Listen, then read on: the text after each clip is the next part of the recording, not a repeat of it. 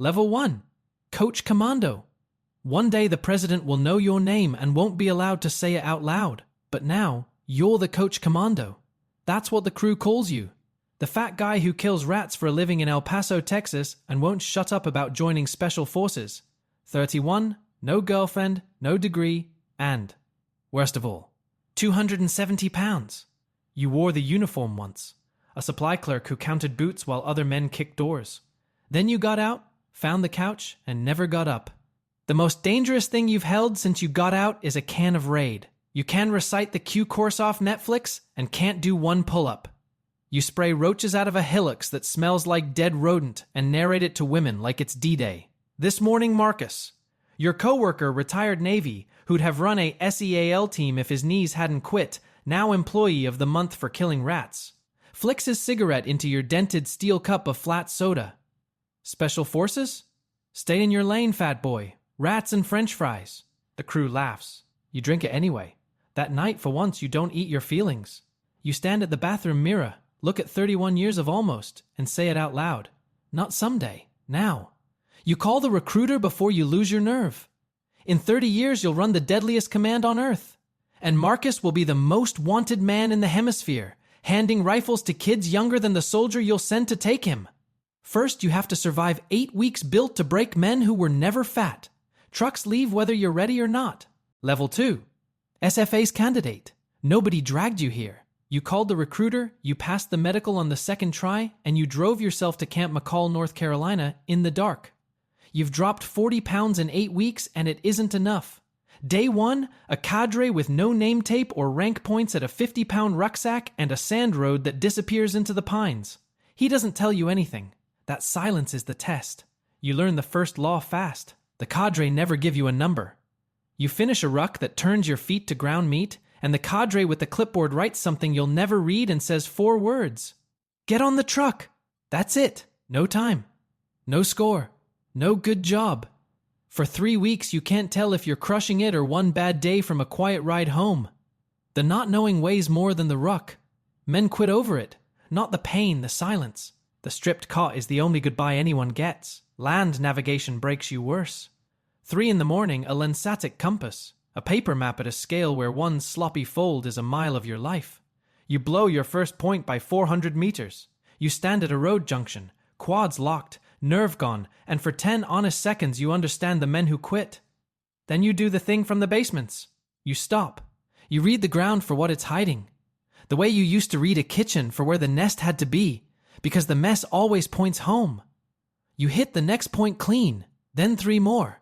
The instinct that killed roaches just past land nav. Team week is where they find out what's underneath. A log the size of a power pole, 8 gassed men, and one of them already quitting inside his own skull. You feel the quitting man's corner start to drop. You slide under and carry both. Somewhere in your head, Marcus is still laughing. Rats and French fries. And you burn it for fuel like a third lung. Final formation. A cadre reads names off a clipboard, flat as a grocery list. You wait for yours through a silence that lasts a year. Selected. The week they pin that word on you, your phone lights up with news from home. Marcus got picked up for the first time. Caught with a trunk full of product on the interstate. You both just started climbing. Different ladders. You're holding the steel cup, drinking your water from it now. The same cup he put a cigarette out in, riding in your kit like a bill you intend to pay. Selected doesn't mean you finished. It means you bought a ticket to a year built to wash out men who were never fat, never anybody's joke. Somewhere at the far end of that year is a windowless room where one man's voice decides who lives. You can't see it yet, but you just stepped onto the road that leads there. Level 3. SF trainee. Selected got you a handshake and a longer road. The Q course doesn't care that you survived selection. It's built to find the cracks selection missed. Small unit tactics first, living in the woods, then your specialty. And you pick the one nobody picks for fun. 18 Delta. Special Forces medic. The longest, hardest pipeline in the schoolhouse. You pick it on purpose. The fat man who couldn't drag himself off a couch wants to be the man who drags everyone else off the ground. The instructors quote the washout rate to scare you off. It works on the room, not on you. A year of medicine that flunks people with master's degrees. You tape trauma cards to the shaving mirror and quiz yourself with a razor at your throat. You fall asleep standing in formation and wake up still standing. Every trainee carries the same secret. One failed test from getting recycled 6 months back, and you all grin at each other like the floor isn't moving. Then comes Robin Sage. A made-up country called Pineland stitched across the back roads of North Carolina, played stone-cold serious. You're dropped in to win over a band of guerrillas led by a G-chief who trusts no one and tests everything. Here's the part nobody warns you about. The war isn't won with a rifle here. It's won by getting people who don't want you to follow you anyway. There's a guerrilla who won't stop shouting. The team wants to manage the loud one. You watch the room instead. The loud one isn't the threat. The quiet one in the corner is. The man whose hands won't settle, who hasn't looked at you once. You read him the way you read a basement and reach him before he reaches a weapon. You take the whole thing apart with a canteen and 4 sentences. That night the G-chief signs off on you without a word, which from him is a brass band. Marcus took a different door. While you memorize trauma protocols, he scales. The county you grew up in turns into his county. The same corners, his product now, his cars. Word filters all the way to the schoolhouse. Marcus jumped bail and slipped across the border. You're both becoming something out here. Only one of you is doing it with a green beret instead of a body count. Rats and french fries. You file it next to the cigarette, in the drawer where you keep the things you'll answer for one day. Regimental First Formation. They call your name and set the green beret on your head, and for 1 second the couch is 1,000 miles behind you. There's no one to call. Nobody ever believed this was possible, including you, on most days. So you toasted alone that night, with the dented steel cup. It's the only witness you trust. And here's what the beret won't tell you. It isn't the summit. It's base camp. Above you the ranks keep climbing. Team, company, battalion, group.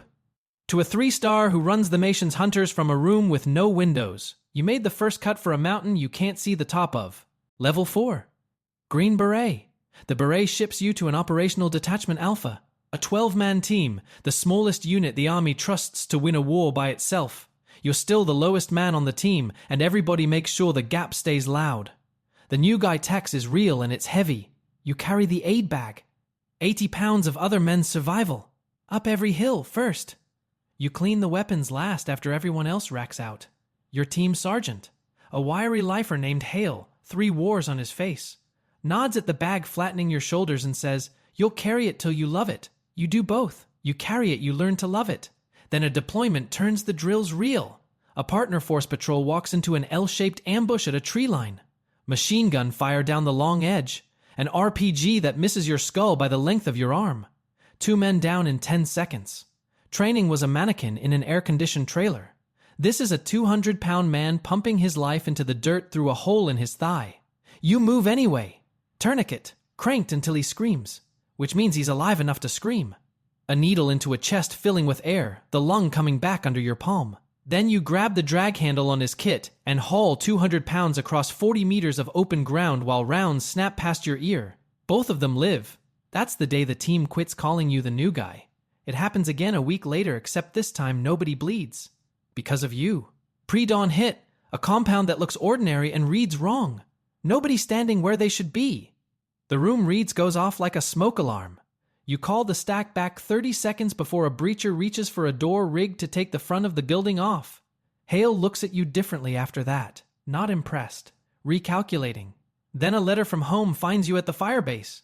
Your teenage cousin runs product now. For a man they call El Maestro, the one who came back across the border with money and rules and a way of making boys disappear. El Maestro is Marcus. He built an empire while you were learning to start IVS in the dark. You read it twice to be sure. You can drag a stranger out of an ambush 8,000 miles from home. You cannot keep one kid off your own block. So you pull the medical tape off your aid bag, wrap it over the dent in the steel cup, patch the cup the way you patch the man, and put it back in your kit. You can fight now. 2 living men and a building that killed no one say so. It doesn't touch the thing eating you. The real war isn't here yet. It's a name getting bigger back home, and a cousin you already know you won't save. Level 5. Team Sergeant. Years and 4 deployments later, you're the senior enlisted man on the team. The 18 Zulu, the team sergeant. And 12 lives are your responsibility now. The captain they hand you is 26 and terrified the way young men with too much title and not enough funerals are. Silently with flawless posture. Here's what nobody tells you about running a team. You shoot less than you ever have. You spend your days on a property book signed for nearly $1 million of gear, talking a 23-year-old sergeant out of a DUI at 2 in the morning, and teaching a captain to command without making him feel like furniture. Sir, it's your call. Here's the call. He learns the difference. Then the calls stop being paperwork. A border village gets overrun by a militia. Organized, a couple hundred strong, somebody clearly funding the guns. You have 11 men, a partner company that may or may not hold, and one piece of ground. A dry riverbed and the ridge above it.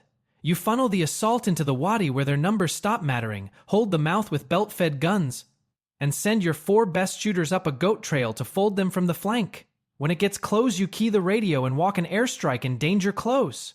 Near enough to rattle your own teeth. 40 minutes. The militia breaks. You lose 1 man. Raise.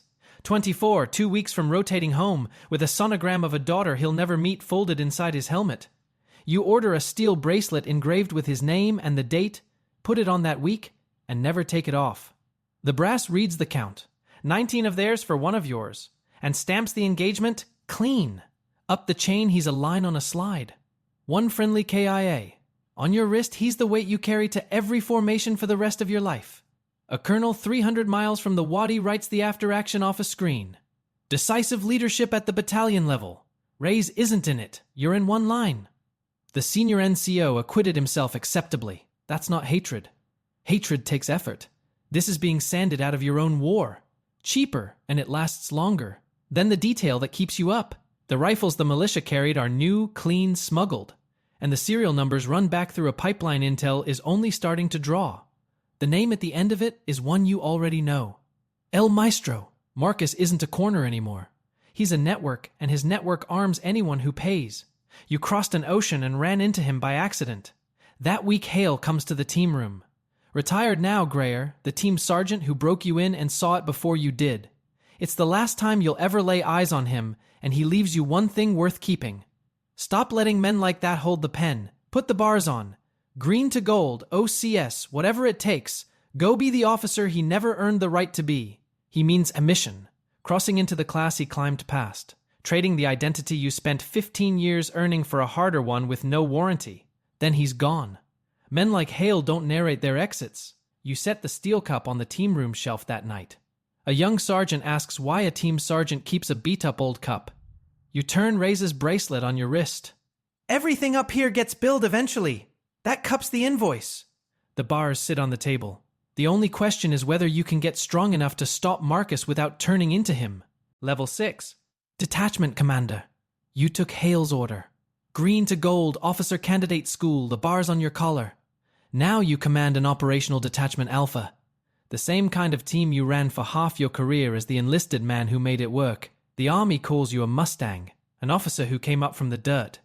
A West Point lieutenant questions your assault plan in front of the team your first week. He's 23, brilliant, never been hit by anything that wanted him dead.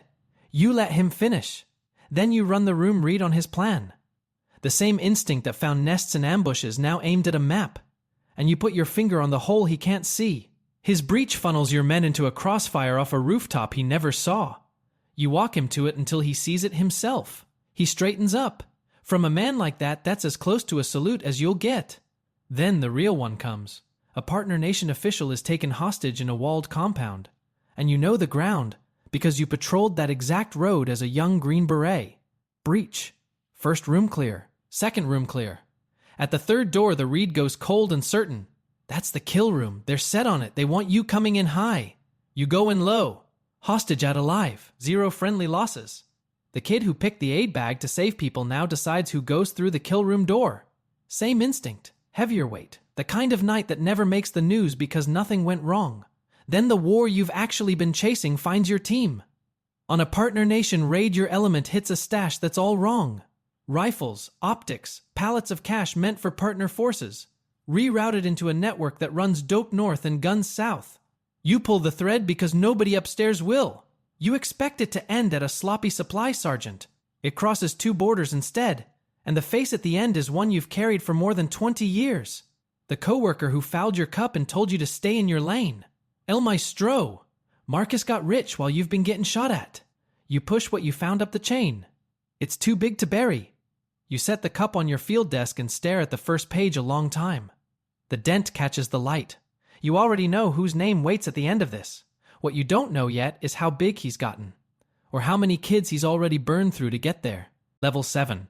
SF Battalion Commander. The call comes at 2 in the morning, the way the worst ones always do. One of your men is dead. Shot with a rifle that traced far enough, runs back to the man who once put a cigarette in your cup. Somewhere across the country, a chaplain and a casualty officer are pulling on dress uniforms to go knock on a door, and a wife is about to learn the rest of her life starts now. That's battalion command. The file you sent up made you 2 things: trusted by the general and hated by every officer whose comfortable arrangement it set on fire. And both, it turns out, are qualifications.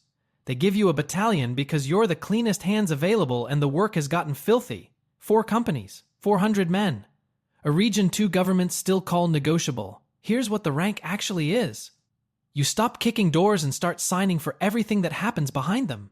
And the calls. Always the calls. Command up here is mostly grief with a logo on the letterhead. You write the condolence letters yourself. What your team found lights a fuse upstairs. It names El Maestro in a classified annex and freezes accounts on 3 continents. But Marcus sits behind a border with a government in his pocket, and a sealed indictment doesn't cross a river. The message he sends back comes through a captured courier, word for word. You think paper touches me? I own the men your men are about to meet. You don't understand it yet. You will.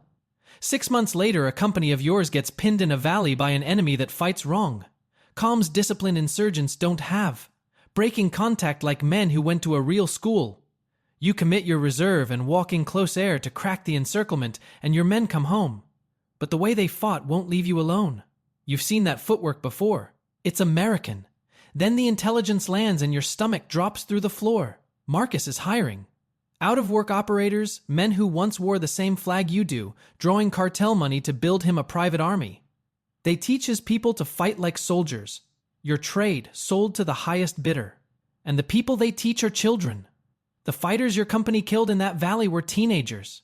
One of them, 2 years in the ground now, was your cousin. The kid you already knew you couldn't save, dead at 16 for El Maestro. You set the steel cup down on a photograph of him like a paperweight. The dent settles, almost exactly, over his face. Ray's bracelet ticks against the desk when you do it. Ray's out of that wadi, the wife with the folded triangle. Your cousin in a grave back home. The boys in that valley who were somebody's sons before they were Marcus's inventory. They all run through one man now. By now, he isn't a cartel. State and Treasury finally name him what he is. A transnational terror network moving dope, guns, and child soldiers across 4 continents. That word is what puts the hunt above a battalion. You feel it climbing the chain over your head toward a command with no windows and no name on the door. And toward you, because no one alive has wanted him longer. The worst part isn't that your enemy bought your playbook off men who shook your hand. It's that he runs it with kids. Level 8. SF Group Commander. They make you a colonel and hand you a special forces group. Thousands of men across a whole theater. Because the hunt for El Maestro has outgrown every smaller box, and you're the one who's been on it since it was a cigarette in a steel cup. The phone never stops. You brief ambassadors who've never heard a shot and 3 stars who've heard far too many. You fight your own bureaucracy harder than the enemy. For aircraft, for authorities, for the right to act in time. And you hit the strange arithmetic of rank. Everything you ever built is now load-bearing. Every road, every partner, every protocol you wrote, including the room read you turned into a course they teach young assaulters. Holding up a war you're now responsible for not losing. Marcus reaches into the Southern District. The exact ground you defended as a young team sergeant with 11 men and a wadi. His guns in local hands now, his money behind the triggers, reminding you his reach touches anywhere you've ever bled. He wants you to charge the front door so his real shipment slips out the back. The old you would have charged it. You don't take the bait. You let him believe the feint is working, route a small element through a high pass he doesn't know you know. Because you walked it back before he was a punk with product. And you gut his smuggling line in a single night raid. No headline. No flag planted. Just his cash bleeding out in the dark while he watches the wrong door, feeling the floor move under him. Then you see him in the flesh. A prisoner handover at a border crossing. 2 kidnapped aid workers for a cartel lieutenant your people swept up. Marcus comes himself, standing on his side of the line, On sovereign ground you cannot touch without starting a war you'd lose in the headlines. 30 feet and an international border between you. You could end it with a nod, and instead you sign the paperwork. He wants you to see the convoy, the suits, the rifles answering to a man who once couldn't make rent. Your eyes lock across the asphalt. The same face that laughed when his cigarette hit your cup a lifetime ago. He breaks first. For the first time since the morning he fouled your cup, Marcus is the one who looks away. And standing there, you finally understand his courier's line and what it costs him to need 100 guns just to stand near you. He has no surrender in him. He never did. A man like that doesn't fold when he's cornered. He burns it all down and salts the ground. So you know exactly what's coming. The mission to dismantle his network is too big for a group. It needs national authorities, the units that don't appear on any wiring diagram. It climbs to a windowless command at Fort Bragg, and the man they want running the hunt has a dented steel cup he's about to pack before a single award. You pack the cup first. It's the only thing that's ridden every level. The couch, selection, the aid bag, the waddy, the field desk. The medals can travel in a box. The fat man from the couch is handed the keys to the most lethal command in the country for one reason: to end the man who told him to stay in his lane. 30 years you've been climbing toward a room where one word ends a man's life. You're about to walk into it, and the first folder on the desk has Marcus's face in it. Level 9. JSOC Commander. 3 stars. You command the Joint Special Operations Command. The nation's hunters, the units that end the men no one else can reach. A man who killed cockroaches in strangers' basements for $14 an hour now signs the orders that decide who sees morning. Your name comes off the files before they're stamped. The president knows it. He'll never say it in a room with windows. At the top, you almost never touch a trigger. You live in a windowless operations center, watching other men's helmet cameras, carrying every life on the net by a single word only you can give: execute. The loneliest job in the military. You see everything and reach nothing. The first folder on the desk has Marcus in it. The raid runs on doctrine you wrote. The room red, drilled into men who were in grade school when you were dragging bodies by a drag handle. You watch your assaulters flow through his compound on the screen you can't reach into. They read each space before they cross it. The instinct that began in a rat-infested basement, now moving through the dark toward the man who told you to stay in your lane. Some of the shooters are kids, 14, 15. The inventory he built an army out of. There's no version of that night that doesn't cost something. They put the guns down and zip-tie the boys. Marcus doesn't go down shooting. He's run to ground in the last room. No convoy, no suits, no government left to buy. They take him alive. He's pleading when they zip-tie his wrists.